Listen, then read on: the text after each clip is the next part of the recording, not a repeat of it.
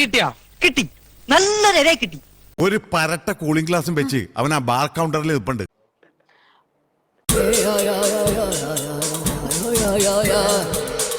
ഇങ്ങനെയാണ്, മൊത്തം വിവാദത്തിലാണല്ലോ എല്ലായ്പ്പോഴും. അതെ അതെ, flying or flying, always up in the air. ഇങ്ങനെ നോക്കിയാൽ എനിക്ക് ശബരിമല കാണാം. സ്വാമിയേ ശരണമയ്യപ്പോ. കാരണം റോക്കി ഒരു സൈക്കോ ആണോ, ഒരു ദുഷ്പേര്, അതാണോ റോക്കിക്ക് ഇഷ്ടം? അതുകൊണ്ടാണോ ഇങ്ങനെയൊക്കെ ബിഹേവ് ചെയ്യുന്നത്? 16 ദിവസം ഉപയോഗിച്ച കുപ്പി 10 ലക്ഷം രൂപയ്ക്ക് വിൽക്കുക എന്നൊക്കെ പറഞ്ഞത്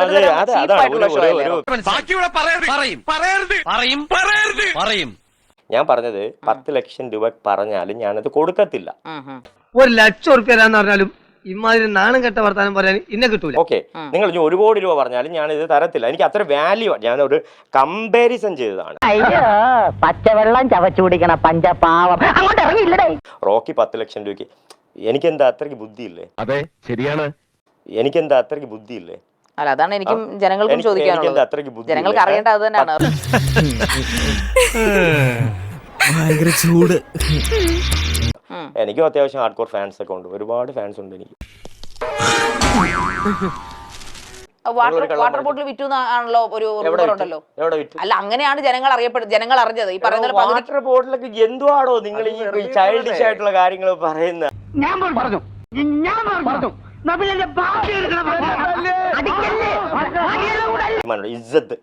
इज्जत उണ്ടല്ലോ, हमें तो कुत्ता नहीं है ना, हम तो कुत्ता नहीं है ना, तो कुत्ता का काम करेगा. ഹിന്ദി എന്നെ